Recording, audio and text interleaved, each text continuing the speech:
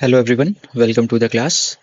आज का हमारा टॉपिक रहेगा ट्रायंगल का पार्ट 2, जिसमें हम कवर करेंगे सर्कम सेंटर और उसके अलावा जितने भी इंपॉर्टेंट कॉन्सेप्ट्स हैं ट्रायंगल से रिलेटेड। सो आज ट्रायंगल पूरा कवर कर लेंगे हम लोग। पार्ट 1 ऑलरेडी हो चुका है, जिसमें हमने देखा है incentre, orthocentre and median. और आज सर्कम सेंटर स्टार्ट करते हैं। सो सर्कम सेंटर होता क्या है? सामने आपके एक ट्रायंगल है। इसमें एक लाइन ड्रॉ करते हैं ए से, जो कि बी सी को कट करती है। सो जो ए है, ए डी है, वो परपेंडिकुलर रहती है बी सी के, और दोनों को, बी सी को दो इक्वल पार्ट्स में कट करती है। सो ये ऑर्थो सेंटर एंड मीडियन दोनों का कॉम्बिनेशन है। सो ऑर्थो सेंटर क्या था? ऑर्थो सेंटर था कि वो 90 डिग्री, ऑर्थो सेंटर में हम एल्टीट्यूड ड्रॉ करते थे। ए बी सी है, ये है, तो ए डी एक एल्टीट्यूड या जो भी परपेंडिकुलर बोले, सो ए डी जो परपेंडिकुलर रहता था तो ड्रॉ करते थे बी सी पे। सो जरूरी नहीं रहता था कि ये बी डी और डी सी इक्वल हो, ये दोनों अलग अलग भी हो सकते थे। अगर इक्विलैटरल ट्रायंगल है तब इक्वल होते थे। बट मीडियन में क्या था? मीडियन में यह था कि अगर मीडियन ड्रॉ करते हैं हम ए बी सी डी, तो ए डी जो ड्रॉ करते हैं बी सी पे, तो दो इक्वल पार्ट्स में कट करता है। सो इन दोनों का कॉम्बिनेशन अगर कर लें तो हम सर्कम सेंटर को ला सकते हैं। दिस वन वॉज हमारा इन सेंटर निकालने का तरीका। इन सेंटर में क्या था? एंगल बाइसेक्टर ड्रॉ करते थे हम।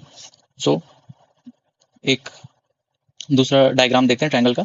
सो इसमें हमने A B C and D E F, so इसमें हमने सारे एंगल से परपेंडिकुलर बाइसेक्टर ड्रॉ करा अपोजिट अपोजिट साइड्स पे। तो एक पॉइंट पे जाके मिला। सो जिस पॉइंट पे मिला वो हमारा कहलाएगा सर्कम सेंटर। सो इस पॉइंट से हम क्या ला सकते हैं? फिर से एक ट्रायंगल ड्रॉ करते हैं। अगर ये हमारा सर्कम सेंटर है, सर्कम सेंटर से,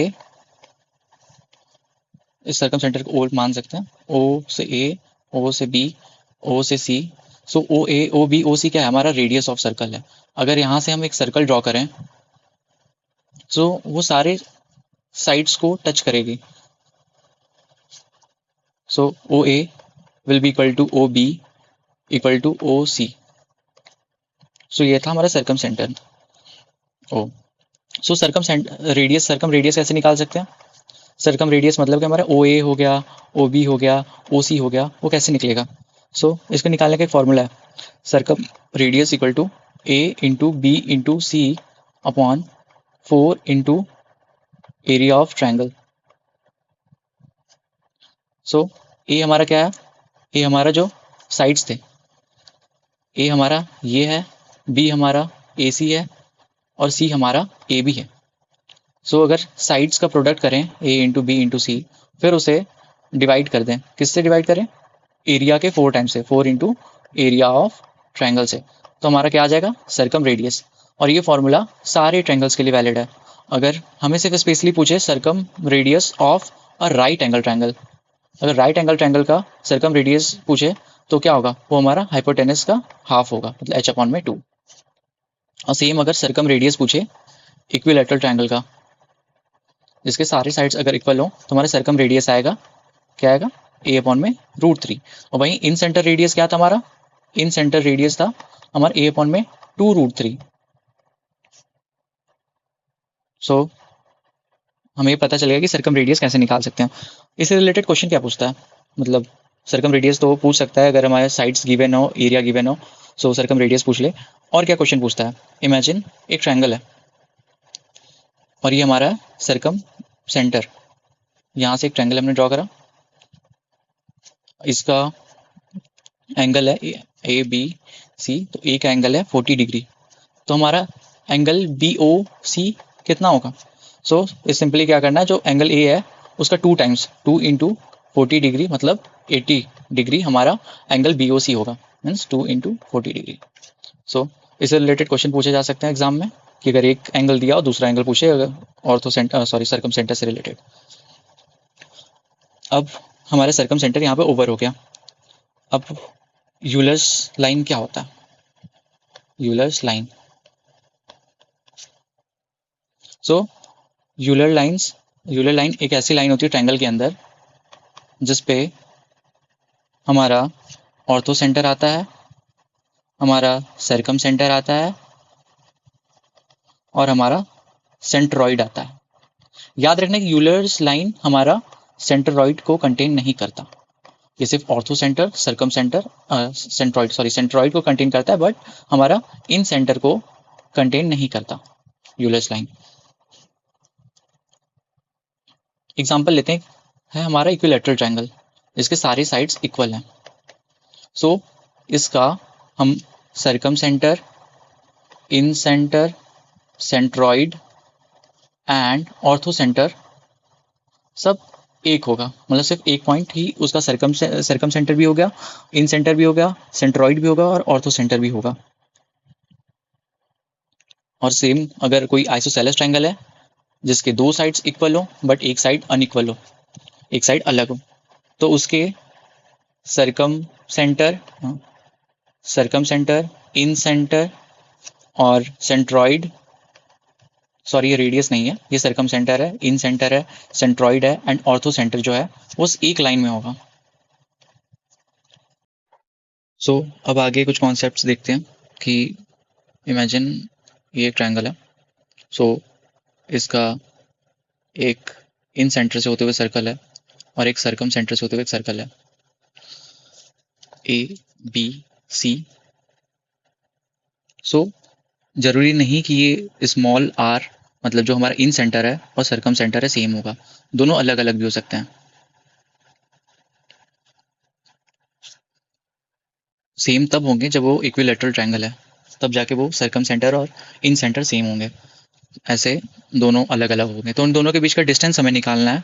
distance between small R and capital R, मतलब incentre and circumcentre क्या होगा।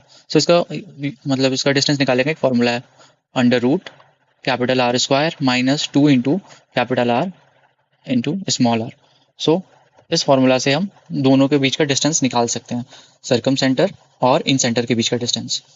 अगर क्वेश्चन पूछे कि इन सेंटर रेडियस और सर्कम सेंटर रेडियस दोनों के रेडियस का बीच का मतलब रेशियो कितना है, तो याद रखना हमें इन I R ratio C R हमेशा हमारा होता है 1:2, मतलब सर्कम रेडियस हमारा 2 गुना होता है इन सेंटर रेडियस के। तो अब तक हमें सर्कम सेंटर, इन सेंटर, ऑर्थो सेंटर और मीडियन, सेंट्रॉइड, इससे रिलेटेड सारे कॉन्सेप्ट क्लियर हो चुके होंगे। अब आगे बढ़ते हैं। एक ट्रायंगल है, उसका हमने 2 एल्टीट्यूड ड्रॉ करा, ए बी सी हमारा ट्रायंगल है। सो ए से हमारा एल्टीट्यूड मतलब एक परपेंडिकुलर ड्रॉ करा हमने, ए डी और सी से एफ। अगर क्वेश्चन में दिया हो A D ratio C F, मतलब हमारे एल्टीट्यूड जिसको परपेंडिकुलर भी कहते हैं, अगर उसका रेशियो गिवन है 1:2, तो हमारा जो साइड है, मतलब जो उसके अपोजिट साइड है, ए एंगल ए के अपोजिट साइड क्या है ए, और सी के अपोजिट साइड क्या है स्मॉल सी, इन साइड का रेशियो क्या होगा जस्ट अपोजिट होगा, मतलब कि ए रेशियो सी होगा हमारा 2:1। एल्टीट्यूड और साइड का रेशियो हमेशा इन्वर्स होता है। अगर एल्टीट्यूड गिवन 1:2 तो उसके अपोजिट जो साइड होंगे उनका रेशियो होगा 2:1। सो इससे रिलेटेड कुछ क्वेश्चन करते हैं। अगर साइड गिवन है, साइड हमारा रेशियो में 20:15:12, तो हमारा एल्टीट्यूड का रेशियो कितना होगा। इसके दो तरीके हैं करने के। पहले तो ऐसे लिख सकते हैं, 20:15 लिख लेते हैं इधर, 15:12 लिख लेते हैं इधर। सो ये हमारा ए रेशियो बी है, ये बी रेशियो सी है, तो इधर अपोजिट करते हैं क्योंकि हमें एल्टीट्यूड निकालना है, तो इसका इन्वर्स करते हैं। सो इधर 15 हो जाएगा, इधर रेशियो 20 हो जाएगा, इधर 12 हो जाएगा, इधर रेशियो 15 हो जाएगा। सो ये 5 3 जा 20, ये 5 4 जा 20, ये 3 4 जा 12, 3 5 जा 20। सो हमारा एल्टीट्यूड का रेशियो आ गया 3:4:5। और क्या तरीका है इसको निकालने का, एक और तरीका, मान लीजिए अगर इससे ना हो क्वेश्चन, सो हमारा साइड का रेशियो दिया 20:15:12 साइड है हमारा, और एल्टीट्यूड पूछे। सो 20 को छोड़ के यहाँ पे कितना 15 × 12 कर देंगे। 20 को छोड़ के जितना भी साइड है, मतलब जिस साइड का लिखेंगे उसमें उसको छोड़ के उसका रिमेनिंग साइड का प्रोडक्ट कर देंगे। फिर 15 है जैसे यहाँ पे, सो उसको 15 को छोड़ के 20 × 12 कर देंगे। रेशियो 12 को छोड़ के 20 × 15 कर देंगे। सो 5 3 जा 15, 5 4 जा 20, 5 4 जा 20, फिर इधर 3 1 जा 3, 3 4 जा 12, 3 5 जा 15, सो 4 4 4 3 जा 12, सो 3:4:5। ऐसे भी हमारा आ गया एल्टीट्यूड का रेशियो। अब बढ़ते हैं थोड़ा आगे, मतलब अब कुछ बेसिक कॉन्सेप्ट्स को क्लियर करते हैं। इमेजिन ये एक ट्रायंगल है, इसके दो साइड्स गिवन है, एक है 4 सेंटीमीटर, एक है 9 सेंटीमीटर। सो जस्ट मैंने 4 और 9 लिखा है, सेंटीमीटर मीटर कुछ भी लगा सकते हो। सो पूछे थर्ड साइड कितनी होगी, मतलब थर्ड साइड को एक्स मान लेते हैं, ये कितनी होगी, मतलब किसके बीच में हो सकती है, मतलब कितने से ज़्यादा होगी कितने से कम होगी। सो कोई भी ट्रायंगल है उसका जो मतलब दो साइड्स अगर गिवन है तो जो तीसरी साइड है वो हमेशा दो साइड्स जो गिवन है उनके डिफरेंस से बड़ी होगी। मतलब 4 और 9 का डिफरेंस कितना हो गया, 4 माइनस 9 का डिफरेंस 10 इक्वल टू 9 माइनस 4, ये दोनों के बराबर ही होगा। सो इसका भी 5 आएगा, इसका भी 5 आएगा। सो हमारा जो x है वो 5 से बड़ा होगा, वो 5 से बड़ा होगा, और जो दोनों साइड हैं जो गिवन साइड हैं उनके सम से छोटा होगा। सो जो x हमारा 6 हो सकता है, 7 हो सकता है, 8 हो सकता है, 9 हो सकता है, 10 हो सकता है, 11 हो सकता है, 12 हो सकता है, बट कभी वो 5 नहीं होगा, 13 नहीं होगा, 5 और 13 के बीच में ही होगा। और कुछ क्वेश्चंस देखते हैं। इमेजिन, मतलब मान लीजिए अगर एग्जामिनेशन में हमें क्वेश्चन मिला है, अगर पैरामीटर है p equal to parameter, parameter हमारा गिवन है 13 सेंटीमीटर, 13 नहीं 12 सेंटीमीटर मान लेते हैं, 12 सेंटीमीटर मान लेते हैं। सो पूछे इसका लार्जेस्ट साइड क्या होगा, लार्जेस्ट साइड इसका लार्जेस्ट लार्जेस्ट साइड कितना होगा। सो लार्जेस्ट साइड निकालने का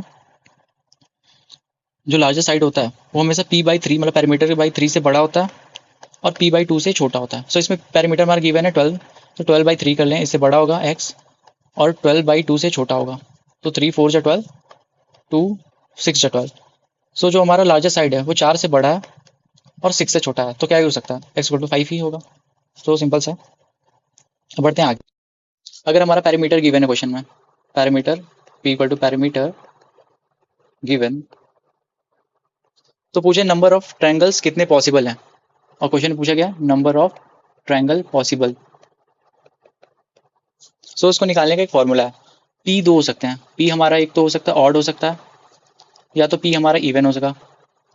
अगर पैरामीटर ऑड है हमारा तो टोटल नंबर ऑफ ट्रायंगल्स क्या होंगे, p plus 3 whole square upon में 48। अगर p अगर इवन है, p p whole square, wait a minute, p whole square upon में 48, ये total number of triangles possible है अगर पैरामीटर गिवन हो। ऑड का p plus 3 whole square upon में 48, इवन का p स्क्वायर अपॉन में 48, ये 48 है, 8 है ये। और अगर पूछे सिर्फ स्केलेन ट्रायंगल, स्केलेन ट्रायंगल क्या होता है, जिसके तीनों साइड्स अनइक्वल होते हैं, जैसे अगर ये 3 होगा तो ये 4 होगा, ये 5 होगा, तीनों साइड्स अगर अलग अलग है तो वैसे कितने ट्रायंगल्स पॉसिबल हैं। सो ऑड के लिए क्या होगा, p minus 3 whole square upon में 48, और अगर इवन है पैरामीटर हमारा तो p माइनस 6 का होल स्क्वायर अपॉन में 48।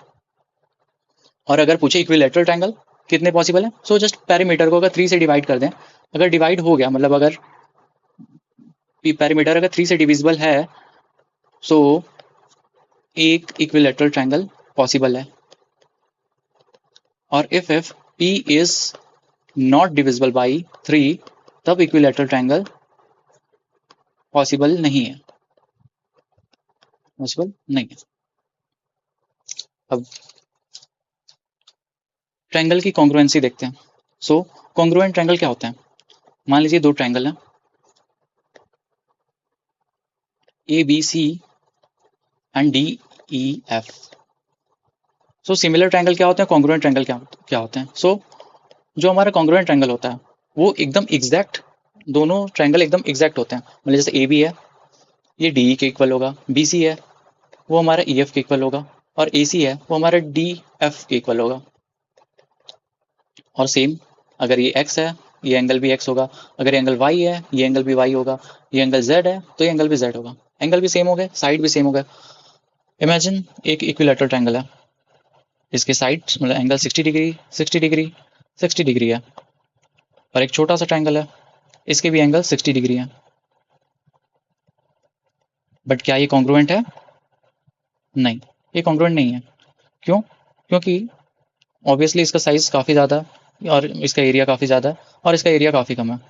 सो कॉन्ग्रुएंट होने के लिए दोनों ट्रायंगल एकदम बराबर होने चाहिए, और सिमिलर मतलब अगर एंगल कॉमन है तो वो एंगल मतलब वो ट्रायंगल सिमिलर होगा। सो कैसे पता करते हैं कि दो ट्रायंगल सिमिलर है मतलब कॉन्ग्रुएंट है।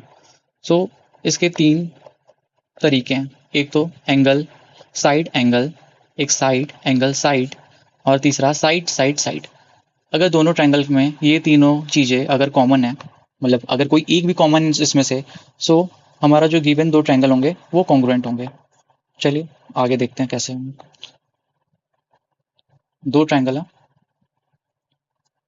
इसका एंगल हमारा थीटा है, इसका एंगल हमारा एक्स है, और इसका साइड हमारा ए है। और दूसरा ट्रायंगल है, इसका इस साइड का एंगल थीटा है, इस साइड का एंगल एक्स है, और ये जो बेस है ये ए है। सो ये पैटर्न फॉलो हो रहा है, मतलब एंगल, साइड एंड एंगल। एक मिनट,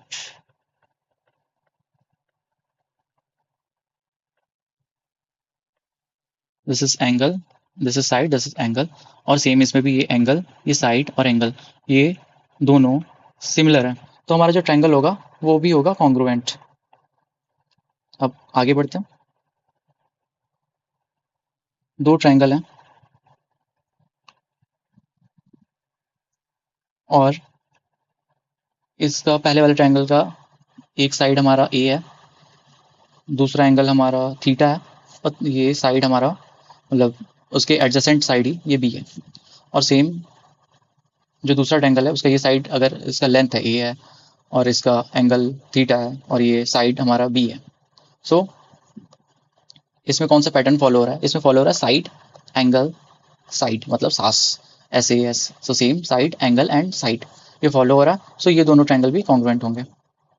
और तीसरा तो काफ़ी सिंपल है, इसमें क्या ही जानना। अगर तीन साइड हैं ट्रायंगल की, इसका लेंथ ए है, इसका लेंथ बी है, इसका लेंथ सी है, और सेम दूसरा कोई ट्रायंगल है, इसका लेंथ भी ए है, इसका लेंथ भी बी है, इसका भी लेंथ सी है। So side side and side similar है, साइड साइड साइड।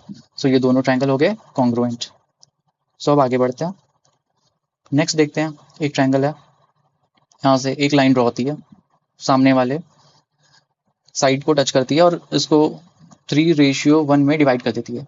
सो जो एरिया होगा, मतलब जिस साइड को, एक साइड को मतलब 3 टाइम्स इससे बड़ा है इस वाले साइड से, सो इसका एरिया कितना होगा? सो इसका एरिया भी हमारा 3 टाइम्स होगा इसके। अगर ये, वेट अ मिनट, अगर ये हमारा ए है, सो ये वाला एरिया हमारा 3 होगा। मतलब एरिया भी जो जिस रेशियो में बेस को बाइसेक्ट कर रहा है, मतलब काट रहा है, उस रेशियो में हमारा एरिया भी होगा ट्रायंगल का, जो दो डिफरेंट ट्रायंगल्स फॉर्म्ड हुए हैं। अब आगे बढ़ते हैं। एक ट्रायंगल है, उसके मिड पॉइंट्स को ज्वाइन करके हमने एक और ट्रायंगल बना दिया। फिर हमने जो ट्रायंगल फॉर्म हुआ है उसके भी मिड पॉइंट ज्वाइन करके एक और ट्रायंगल बना दिया। सो अगर हमें इसका एरिया पूछें, सो ये क्या होगा? Area of A B and C. So इसका एरिया क्या होगा? सो इसको याद करने का एक तरीका है। सो पहले वाले का अगर एरिया ए है, पहले मतलब जो बड़ा सा ट्रायंगल था, ए किसका है? पूरा बड़े वाला जो ट्रायंगल है उसका एरिया है। उसके बाद हमने मिड पॉइंट एक बार टच करा, मतलब फर्स्ट टाइम जो चार इक्वल ट्रायंगल में डिवाइड हुआ ट्रायंगल, तो उसका एरिया का क्या हो गया? ए अपॉन में 4 हो गया। फिर हमने फिर से मिड पॉइंट टच करा, जो छोटा वाला ट्रायंगल फॉर्म हुआ था, इसका एरिया क्या हो गया? ए अपॉन में 16 हो गया। फिर अगर हम जो ये गिवन ट्रायंगल है, इसका भी अगर मिड पॉइंट टच कर दें तो इसका एरिया कितना होगा? ए अपॉन में 64। सो जितने टाइम ये मिड पॉइंट टच होगा उतने टाइम जो डिनोमिनेटर होगा उसमें 4 का मल्टीप्लीकेशन होगा। सो अगर यहाँ पे A1 है, मतलब पहले वाले का, उसमें 4 का मल्टीप्लीकेशन कर दिया तो 4 हो गया, फिर उसमें 4 का मल्टीप्लाई करें 16 हो गया, फिर उसके बाद 4 का मल्टीप्लाई करें 64 हो गया। सो इतना सा था। अब एक लास्ट क्वेश्चन, अगर कोई भी ट्रायंगल है और ये सर्कम सेंटर है, वहाँ से अगर हम परपेंडिकुलर ड्रॉ करते हैं साइड में, मतलब परपेंडिकुलर बाइसेक्टर जो कि इक्वल पार्ट्स में डिवाइड करता है। सो इसका एरिया पूछे, अगर ये लेंथ है ओ ए बी सी दिया हुआ हमारा, सो ओ ए इक्वल टू अगर हमारा एल है, ओ बी इक्वल टू हमारा एम है, ओ सी इक्वल टू हमारा एन है। सो एल एम एन अगर गिवन है और इस पूरे ट्रायंगल का एरिया पूछे, कैसे निकलेगा? So area equal to P square upon में √3। सो ये पी पैरीमीटर नहीं है, ये पी हमारा P equal to L plus M plus N. L क्या था? ओ ए था, एम क्या था? ओ बी था, और एन क्या था? ओ सी था। सो आज के लिए इतना ही, मतलब ट्रायंगल हमने ऑलमोस्ट जितने भी क्वेश्चन होते थे सारे हमने कवर कर लिए। सो इसके अलावा शायद ही कुछ पूछेगा इसके बियॉन्ड।